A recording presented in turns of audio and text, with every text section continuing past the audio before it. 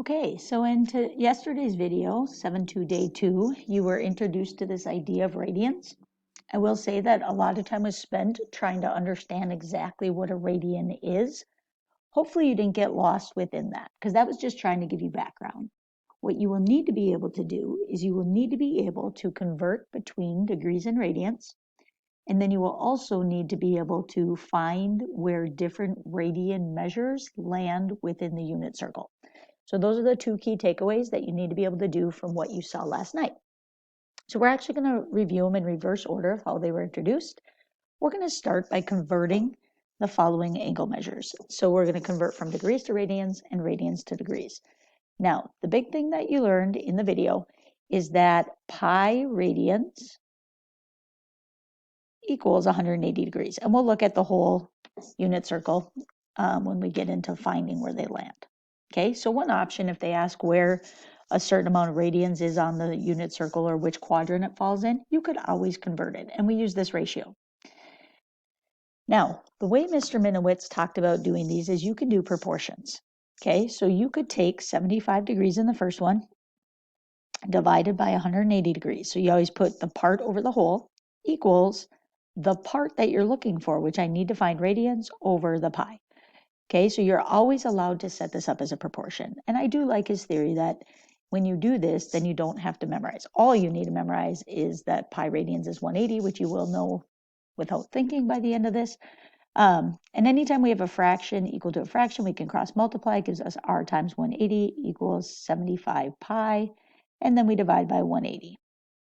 Now you will have to reduce your fractions, so get good at that. I first recognized very quickly that these were both divisible by 5. So I did that first, but then I got 15 pi over 36. Then I realized that both were still divisible by 3. So in fact, if you recognize they were both divisible by 15, you would have got there quicker. But it is the same as 5 pi over 12 radians. Okay, so that strategy will always work and is probably, until you really understand it, a better way to go. Having said that, if you read textbooks, they actually tell you that if you have 75 degrees, they actually have you go from here to this step quicker. Okay, so you could always take 75 degrees. And the way I remember it is that because I'm changing degrees to radians, I need the degrees to cancel, and things cancel when one's on top of a fraction and on the bottom of the other. So if I'm converting from degrees to radians, the 180 would go on the bottom of what I multiply by, so therefore the pi would go on top. Okay, so the way books teach it is that anytime you're converting from degrees to radians, you multiply by pi over 180. Again, the reason I remember the pi goes on top with this is because the degrees would cancel here. Okay, so I have 75 pi over 180, which again, we could reduce to 5 pi over 12. So by knowing the difference between how you flip the fraction, you can skip some of the steps, but again, it's not terrible. Okay, so this time for letter B, 7 pi over 5 radians to degrees, I'm going to start with the way the book would show it. Okay, so again, if I'm converting from radians to degrees, I take my 7 pi over 5, and I remember that I'm always multiplying either by 180 over pi or pi over 180. And because I need to get rid of the pi if I'm converting to degrees, that's why I remember in this case, it would be the 180 over pi. Because once again, when I multiply straight across. I won't usually show this step. But when I do this, the pi's actually cancel. Okay, now also here, you could do 7 times 180 and then divide it by 5. Or I recognize that 180 is divisible by 5 right here, so that cancels. 180 divided by 5 is 36. So 7 times 36 is 252 degrees. Okay, again, or from here, I could have done 7 times 180 divided by 5. The pi's are always going to cancel. Okay, if you use Mr. Minowitz's method, I like it less with radians because I would have to do 7 pi over 5 all over pi equals whatever my degree I'm finding over 180. Okay, then I would cross multiply. I get pi times d equals 180 times 7 pi over 5. Then I'd have to multiply these together. And in this case, when I divide by pi, I'd have to multiply by 1 over pi. It just gets a lot messier. Okay, so I think it's worth your time to think about the ratio, especially when converting to radians to degrees and when you have a fraction. All right, number 2, we are not doing. We do not have to do word problems from this section, but we're going to use that angle measure that's in there, because the other thing you have to be able to do is, given a radian measure, determine what quadrant it's in. What quadrant is 7 pi over 9 in? Okay, so in order to do that, this is where we need to make sure we know the measures around the circle. Okay, so we just said that 0 is here, and that 180 degrees, which is over here, is pi.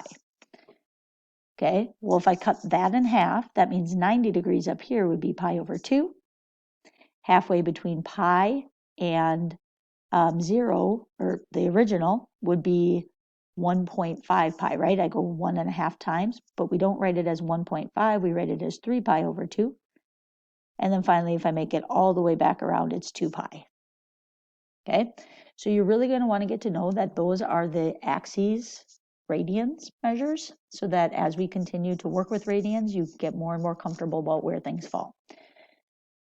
So anytime I'm given a measurement in radians, 7 pi over 9, I think about how it compares to these.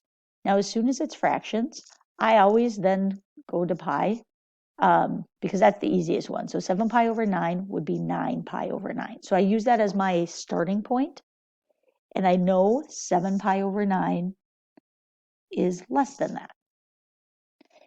Now I also know 7 is more than half of 9. So if it was less than half of 9, that's this. So then I compare it to this.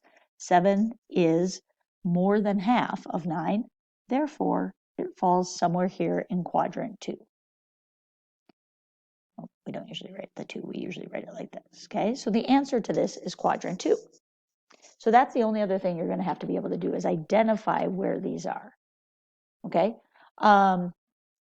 Don't forget that this is quadrant 1, this is quadrant 2, 3, and 4. We reviewed that yesterday. So I'm going to give you one more example. Let's go, what quadrant? So this is one I want you to try on your own. What quadrant is 7 pi over 6 in? Okay, so pause the video, see if you can find that. All right, so again, if I was doing this, then I would think about pi as 6 pi over 6. And so I know for sure it's on the bottom half somewhere. And so then I compare the 7 to the 6, and it's close to 6 pi over 6, so it must be in quadrant 3. Okay, so you should have gotten quadrant 3 for that one. So this lesson is really about getting more comfortable and introducing you to these things called radians, but these are the types of things you have to be able to do. Convert between angle measure and degrees, and then finally be able to figure out what quadrant they're in. Now, if you ever get stumped because you do know your conversion ratio, I could take 7 pi over 9 and convert it to degrees. Okay, so again, because the pi's on top, that's where I would multiply 180 divided by pi. The pi's cancel. I get 7 times 180 over 9. Well, I know 180 divided by 9 would be 20.